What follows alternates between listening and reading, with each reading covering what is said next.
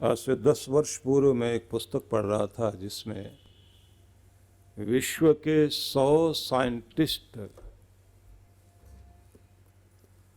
के द्वारा कुछ उनके उदाहरण थे कि उन्होंने अपने अपने फील्ड में ईश्वर को या कोई खास शक्ति को किस तरह अनुभव किया। सबने अलग अलग तरह से ये कहा कि हम उसे ईश्वर तो नहीं कह सकते, लेकिन कोई नियम इस तरह की चीजें दुनिया में हैं जहां हमारा दिमाग काम नहीं करता और हमारी प्रयोगशालाएं काम नहीं करती, जहां जाकर हम अपने को बेबस पाते हैं। और देखा जाए तो साइंस का ये विषय है भी नहीं, क्योंकि विज्ञान इतना कर सकता है जैसे हम लोग करते हैं कि किसी बांसुरी को लेकर हम ये ढूंढें कि इसमें संगीत कहाँ है, या कोई डॉक्टर दिल को बाहर निकालकर उसमें प्यार ढूंढे तो नहीं पता लगेगा। कौन कौन से केमिकल्स का क्या क्या रिएक्शन होता है, सारे जितने भी हमारे इंडोक्राइन ग्लैंड्स हैं उनसे जो भावनाएं पैदा होती हैं वो सब बता देगा। ये तो कह देगा और ये भी कहेगा कि मस्तिष्क में कहाँ कहाँ किन किन तरंगों से किस तरह काम होता है, और न्यूरोलॉजी में न्यूरॉन्स पर काम करते करते ये सब बताया जा सकता है कि यहाँ आकर ये तरंगें इस तरह काम करती हैं, यहाँ से हर्ष की तरंग उठती है, यहाँ से गमी की उठती है, यहाँ से रोना जागता है, यहाँ से डर जागता है, ये सब बताया जा सकता है। लेकिन उसके बाद भी दिल में कहीं प्यार नहीं खोजा जा सकता। सितार के सारे तार अलग कर दीजिए और सारे तारों को अलग करने के बाद भी आप उसमें संगीत नहीं ढूंढ पाओगे। ये जो आपकी ढोलक है इसे पूरे को खोल कर देख लीजिए, वो जो धम धम बजता है, मीठा लगता है, वो आपको नहीं पता लगेगा। इसलिए आपसे निवेदन करना चाहता हूं कि पूरा शरीर खोलने के बाद भी ना तो आपको कहीं आत्मा दिखाई देगी, ना कहीं प्यार दिखाई देगा। और किसी आदमी से आप ये कहें, जब वो कहे भूख लगी है, बोले बताओ कहाँ लगी है, दिखाओ तो सही हमें, तो कौन बता देगा कि यहाँ लगी है। आपके शरीर में 70% जल है, जैसे वो कम होता है आपको प्यास लगती है। तो कोई तोल के तो देखा नहीं जा सकता इस समय प्यास लग गई, थोड़ा पानी कम हो गया। सारी अनुभूतियां और सारी भावनाएं जो हमारे शरीर के अंदर काम करती हैं उनको आप अपने औजारों से चेक नहीं कर सकते। इलेक्ट्रोड लगा करके ब्रेन के अंदर बहुत सारी तरंगों को नापने की कोशिश की जाती है। हार्ट के लिए ईसीजी और ब्रेन के लिए ईईजी, बहुत तरह की मशीनें लगाते हैं। पर ये विषय आपका नहीं, आपको कहीं और आगे लेकर चलता हूँ जो आपके लिए ज़रूरी है। तो सबसे पहले मैं ये बताना चाहता हूँ आपको कि पूरी दुनिया के नियमों को चलाने वाली जो शक्ति है, जो इन फूलों को इतने इतने रंगों में सजाती है और ऐसी कैंची से काट कर पत्तियों को तराशती है, आश्चर्य होता है। जब आप कभी बद्रीनाथ जाएं और बद्रीनाथ जाते जाते वहाँ से हिंदुस्तान के आखिरी गांव की तरफ जाएं, माना गांव की तरफ, तो चढ़ते हुए आपको लेफ्ट साइड तो अलकनंदा दिखाई देगी और राइट साइड में आपको जो पहाड़ है उसके साथ में छोटी सी हरियाली दिखाई देती है। वहाँ इतने छोटे छोटे फूल हैं, आपकी 2 उंगलियों में, मतलब अंगूठे और उंगलियों के बीच में फूल छिप जाए, इतना छोटा सा फूल होता है। अब उस फूल को पकड़ के आप देखें तो उसमें, जब मैं वहाँ था 300 लोगों को लेकर हम लोग गए थे ध्यान करने के लिए, तो जैसे ही हमने उस फूल को पकड़ा और उसे ध्यान से देख रहे हैं तो उसमें जो उन्होंने, भगवान ने रंग भरे हुए, उन रंगों के बीच में धारियां बना रखी, तो सुई की नोक से भी पतला कोई ब्रश रहा होगा जिससे परमात्मा ने उसके अंदर लकीरें उभारी। ठीक है, इंसान भी करता है, एक चावल के दाने के ऊपर जो है आकृति बना देता है इंसान भी। हम लोग भी बहुत सारे यंत्र लेकर काम करते हैं, लेकिन जरा उसको देखिए कि तितलियों के पंखों को रंगता है तो छोटे से छोटे फूल और ऐसे भी कीटाणु हैं जिनको आप आंखों से देख नहीं सकते, लेकिन वो हैं और उनको भी जीवन दिया उसने। वो भी जीव हैं जिनको आप बरसातों में देखते हैं कि 2 घंटे के लिए पैदा होते हैं और उतनी देर में उनके बच्चे भी हो जाते हैं और उनके बच्चे जो है जवान होके स्कूल कॉलेज जाके पढ़ लिख करके ब्याह शादियाँ कर लेते हैं। 2 घंटे के अंदर जो है पिताजी भी चल बसे होते हैं, राम नाम सत हो जाता है। उससे भी छोटी छोटी स्थितियाँ, बहुत अजीब अजीब संसार दिखाई देता है, लेकिन इस सारी चीज़ों को करने वाली कोई शक्ति, जो भगवान श्री कृष्ण ने एक जगह गीता में कहा ना कि भगवान सबको इस तरह चला रहा है, यंत्र रूढ़ानी माया, जैसे यंत्र के ऊपर किसी को बैठा दें और उसको गोल घुमा दें, कि ऐसे कोई हमें घुमा रहा है। आपकी ये जो पृथ्वी है 60,000 माइल प्रति घंटा की गति से सूरज की परिक्रमा कर रही है। तो आप ऐसे हवाई जहाज पर बैठे हैं जो 60,000 माइल, किलोमीटर नहीं, माइल, मील, इतना तेजी से आपका ये यान चल रहा है, लेकिन आपके चीज़ें रखी हुई हिलती हुई नज़र नहीं आती, ना आप हिलते नज़र आते हैं। और अगर कभी हिल जाए तो बड़ी समस्या हो जाती है।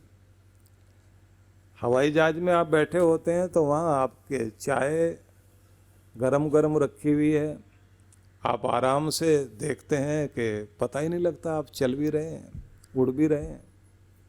और जो ज़्यादा स्पीड वाले हवाई जहाज होते हैं, ज़्यादा ऊंचाई से उड़ते हैं, वहाँ तो बिल्कुल भी नहीं पता लगता। तो 60,000 माइल प्रति घंटा की गति से जिसने इस हवाई जहाज को, जिस पृथ्वी पर हम लोग रहते हैं, इसको चला रखा है, तो ऐसे सिर्फ ये पृथ्वी नहीं चल रही, सारे ग्रह नक्षत्र भी तो गतिमान है और सब अपनी अपनी कक्षाओं में बहुत तेज गति के साथ चल रहे हैं। तो समझ लीजिए इतने सारी जैसे गाड़ियां चल रही हो, सब अपने अपने ट्रैक पर चल रहे हैं, ट्रैफिक पुलिस वाला कोई भी नहीं है, कहीं पर भी एक्सीडेंट ना हो जाए। इतनी बार अखबारों में आ रहा होता है कि एक ग्रह ऊपर से चला है, टकराता हुआ आएगा। आपके अपनी उम्र में कितनी बार अखबारों में आपने पढ़ा, लेकिन फिर भी कोई टक्कर नहीं हो रही है, क्योंकि ये आप नहीं चला रहे, चलाने वाली कोई बहुत बड़ी ताकत है जो इस सब को व्यवस्थित किए हुए है। इसलिए कभी कभी मैं बहुत मज़े में जब आता हूँ तो फिर मैं ये कहता हूँ कि भाई और सारी चीज़ें छोड़ दीजिए, आप तो भगवान की पैकिंग ही देखना शुरू कर दीजिए, उतने से भी समझ में आ जाएगा आपको कि उसकी पैकिंग कितनी बढ़िया, क्योंकि बड़ी कंपनी है तो माल की पैकिंग भी तो कमाल की होगी। तो केले की पैकिंग आप देखिए किस तरह की हलवे को उठा करके उसने जो है पैक करके रखा है। आप छोटे छोटे ड्रॉप्स को, संतरे के जो फाके हैं उनमें रस को किस तरह से उसने पैक किया है, एक छोटे से छोटे ड्रॉप को भी उठा करके उसके अंदर बंद करके एक फाक के अंदर बनाया, फिर वो सारी फाकें एक जगह जोड़कर फिर इतना पतला धागा लिया, उनको भी बांध दिया, फिर आगे एक कवर लगाया और कवर लगाने के बाद एक पतली सी डंडी में ऐसे लटका दिया। अंगूर को देखिए और सबसे ज़्यादा मज़ा आता है जब आप अनार को देखते हैं। अनार को जब देखते हैं तो चाइना के लोग जो है अनार को मानते हैं कि ये प्रोस्पेरिटी के लिए एक बहुत सुंदर फल है, और वो लोग जैसे आपके यहाँ और पेड़ों की पूजा होती है, आम वगैरह की पूजा, आप आम के पेड़ की पूजा करते हैं, बरगद की, पीपल की करते हैं, वो लोग जो है अनार के वृक्ष को बहुत सम्मान देते हैं। उनका ये कहना है कि कभी अनार के फल को आप देखिए, वो पूरे दांत दिखा रहा होता है अपने, मतलब उसके जो बीज है ना उसमें से ऐसा लगता है कि मुस्कुराते हुए अपने दांत दिखा रहा है, तो जिस फल को देखते ही रस भी मिलता हो और वो मुस्कुरा के कहता है कि तुम्हारे लिए ही हूँ, तो वो आपको प्रोस्पेरिटी दे रहा है। पर मुझे तो सबसे ज़्यादा आश्चर्य लगता है कि इतना ट्रांसपेरेंट उसने क्या चीज़ लगाई भगवान ने कि रस भी उसमें डाल दिया और उसके अंदर रखा हुआ बीज भी पूरा चमक रहा है। और उसके बाद जो खांचे बनाए हैं जिनके अंदर एक एक दाने को लगाया है, अगर आपको दोबारा कहा जाए कि एक बार सारे दाने लगाकर निकाल कर बाहर दोबारा लगा के दिखाइए, आपको पैकिंग करने में ही महीनों लग जाएंगे। वो बड़ी कंपनी वाला तो कमाल का है कि उसने किसी को ठेके पर काम भी नहीं दे रखा कि तुमने पैक करने का काम करना है, अपने आप पैकिंग हो रही है। सबसे बड़ी पैकिंग उसकी है नारियल की। इतनी ऊंचाई पर नारियल को लगाता है और उसे पता है कि ऊपर से टूट के गिरे तो टूट ना जाए, इसलिए उसकी दाढ़ी भी बहुत बढ़िया बना दी है। उससे भी ज़्यादा मज़ा तो ये है कि समुद्र के किनारे ही सारे नारियल होते हैं, तो समुद्र में तो आप देखते हैं खारा पानी भरा हुआ है, लेकिन 20-30 फुट ऊपर जाकर उसने जहाँ नारियल को लगाया, वहाँ नारियल में मीठा पानी, कितनी चम्मच चीनी डालनी है उसको ही पता है। हलवाई भी तो बहुत अच्छा है ना। इतनी ऊंचाई पर उसने नारियल को लगाया और फिर ये देखिए कि नीचे से पानी ऊपर पहुंचाने में नीचे कोई मोटर भी नहीं लगाई है। और अगर मोटर लगा देता और बिजली भाग जाती तो बिजली भी काम कर रही है। नीचे जहाँ से पानी जा रहा है वो पानी खारा, और जहाँ जाकर वो इकट्ठा हो रहा है वहाँ पानी मीठा, मतलब नारियल में पानी मीठा। तो ऐसी वो शक्ति कौन सी है जो अपने बच्चों के लिए इतने प्यार से ऐसी ऐसी चीज़ें बनाती है। इसलिए तो उसको माता पिता बंधु सखा सब कुछ कहा। तो आज आपको मैं कृष्ण भगवान के एक संदेश को सुना रहा हूँ, जिसमें भगवान श्री कृष्ण, ये 9वां अध्याय है, जहाँ वो कहते हैं कि वह परमेश्वर क्या है। पितामहस्य जगतो माता धाता पितामह, वेद्यम पवित्रम ओंकारम ऋक् साम यजुरेव च, गतिर्भर्ता प्रभु साक्षी निवास शरणम सुहृत, प्रभव प्रलय स्थानम निधानम बीजम अव्ययम। कृष्ण भगवान कहते हैं पिता अहम अस्य जगतो, कि ईश्वर ही इस समस्त जगत का पिता भी है, माता भी है, इसको धारण करने वाला भी है, और पिताओं का पिता भी वही है, जानने योग्य वही है। पवित्रम ओंकारम ऋक् साम यजुरेव, वही पवित्र ओंकार है, मतलब जिससे हम रिश्तों से पुकारते हैं, माता कहकर, पिता कहकर, बंधु कहकर, सखा कहकर, वही जानने योग्य पवित्र ओंकार परमात्मा ही है। मतलब उस भगवान को ओंकार के रूप में हम लोग पुकारते हैं। वही ऋक् साम यजुरेव च, वही वेदों का पवित्र ज्ञान भी वही है। मतलब जो सारी दुनिया की नॉलेज है, उस नॉलेज को देने वाला भी वो परमात्मा है। गतिर्भर्ता प्रभु साक्षी, वही पूरे संसार में गति देने वाली महान गति है, और वही भरण पोषण करने वाला, सबका पालन करता है प्रभु, और उसी की मलकियत दुनिया में है, क्योंकि सारी चीज़ें लौटकर उसी की तरफ चली जाती हैं। हम सबको वो धनी बना देता है। धनी बनाने के बाद कुछ देर के लिए अहंकार के लिए चीज़ें हमारे हाथ में देता है, और उसके बाद क्या करता है, सारी चीज़ें हमसे आखिर में ले भी लेता है। हर एक को मालिक बनाएगा, मालिक बनाने के बाद कहेगा कि अब धीरे धीरे सब चीज़ें वापस कर दीजिए। और कमाल तो तब होता है जब वो एक अधिकार को दूसरे आदमी के पास ट्रांसफ़र कराता है, और इतने प्यार से कराता है कि हमें आगे देना पड़ता है। मुझे ध्यान है, एक बुजुर्ग बहुत अच्छे सज्जन थे, तो उन्होंने हमको कहा कि आप हमारे साथ चलिए हमारी दुकान पर, आप चलेंगे तो हमारे बरकत पड़ेगी। उनकी बात मानकर हम चल पड़े। तो जैसे जैसे जा रहे थे तो छोटी सी गली थी, वो गाड़ी रोकी बाहर, तो वहाँ वो लाला लक्ष्मी दास के नाम से सब लोग खड़े होकर उनको प्रणाम कर रहे थे, बहुत इज्जत थी उनकी। तो मैंने कहा दुकान आपके नाम से है? बोले हाँ मेरे नाम से है। जैसे अंदर गए तो मैंने कहा आप बैठते हैं यहाँ? बोले नहीं, अब तो मेरा बेटा मुझे आने ही नहीं देता यहाँ। वो तो कहता है पिताजी आप आराम किया करो, नाम मेरा चलता है लेकिन मेरी है नहीं, अब तो बेटे की हो गई। अब जब वो ये बोल ही रहे थे और इतनी देर में देखा उनके 2 पोते, वो उस गद्दी पर बैठने के लिए, छोटे छोटे बच्चे थे, एक तो तुतला कर बोल रहा था और एक ठीक ठीक बोल रहा था। अब एक कहता है मेरी गद्दी है, दूसरा मेली मेली कह करके वो उसको धक्का दे रहा था। तो वो सज्जन मेरे से बोले, मैं तो समझता था दुकान मेरी है पर कब्जा कर ली बेटे ने, पर इसकी भी नहीं है, कब्जा करने वाले अभी ये लड़ रहे हैं, क्योंकि ट्रांसफ़र करने वाला धीरे धीरे एक अधिकार को दूसरे के हाथ में देता चला जाता है और हमें देना पड़ता है, और हंसकर दो या रोकर देना तो पड़ेगा, क्योंकि जैसे वो देता है वैसे ही वापस लेता भी है, यही उसका कमाल है। राज अभी आपका चल रहा है, आपका रहेगा ऐसा तो नहीं है, अगली पीढ़ी आ गई है। और ये भी नहीं सोचना चाहिए कि उन्हीं का चल पड़ेगा, उनसे भी तीसरी पीढ़ी आकर खड़ी हो गई। H.G. वेल्स नाम का एक विज्ञान कथा लेखक हुआ, बड़ी कल्पना में आकर उसने बहुत तरह की बातें लिखी। उसमें एक बात उसकी बड़ी मजे की है।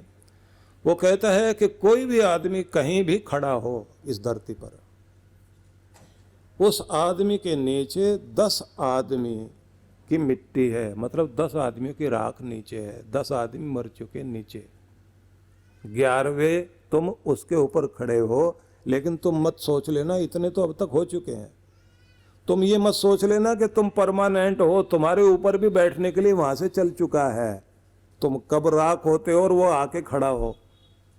कि यही है क्रम इस दुनिया का, कोई आ रहा है और कोई जा रहा है। ये दुनिया एक ऐसा रेलवे प्लेटफॉर्म बन गया है जिसमें कुछ तो गाड़ी में जा रहे हैं और कोई उतर रहे हैं, कोई दुनिया में आ रहे हैं कि हम आएंगे, आकर दुनिया का में अपना भाग्य आजमाएंगे, और कुछ वे हैं जो सब कुछ छोड़ के वापस जा रहे हैं। बस फर्क इतना ही है कि जो उतर रहे हैं ट्रेन से उनकी मुट्ठियां बंद हैं, और जो जा रहे हैं उनके हाथ खाली हैं।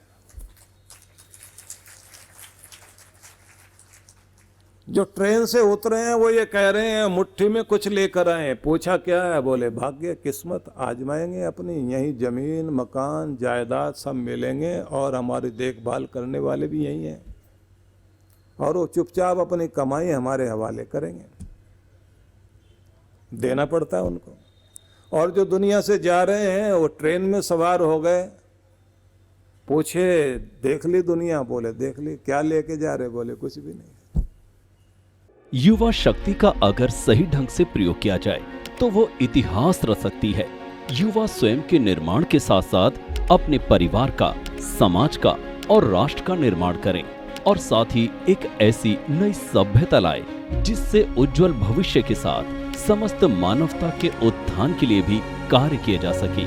युवाओं में अपनी संस्कृति, संस्कार को जागृत करने की परिकल्पना को साकार करने के उद्देश्य से परम पूज्य गुरुदेव सुधांशु जी महाराज एवं डॉक्टर अर्चिका दीदी की पावन उपस्थिति में युवा जीवन अभ्युदय का आगाज आगामी 3 अगस्त को दिल्ली स्थित आनंद धाम में होने जा रहा है, जिसमें बच्चों के द्वारा प्रतियोगिताएं, सेमिनार तथा पूज्य महाराज श्री एवं दीदी जी के साथ युवा सम्मेलन का आयोजन होगा तथा 4 अगस्त को सांस्कृतिक कार्यक्रम, प्रवचन, पुरस्कार वितरण, तथा युवा अभ्युदय अचीवमेंट अवार्ड के साथ कार्यक्रम का विधिवत समापन होगा। ये कार्यक्रम युवाओं का है, युवाओं के लिए है और युवाओं के द्वारा ही आयोजित है। तो आइए आप भी हमारे साथ जुड़कर नई ऊर्जा, नई सोच, नव संकल्प, नया पथ रखने वाले नव भारत का नव निर्माण करें।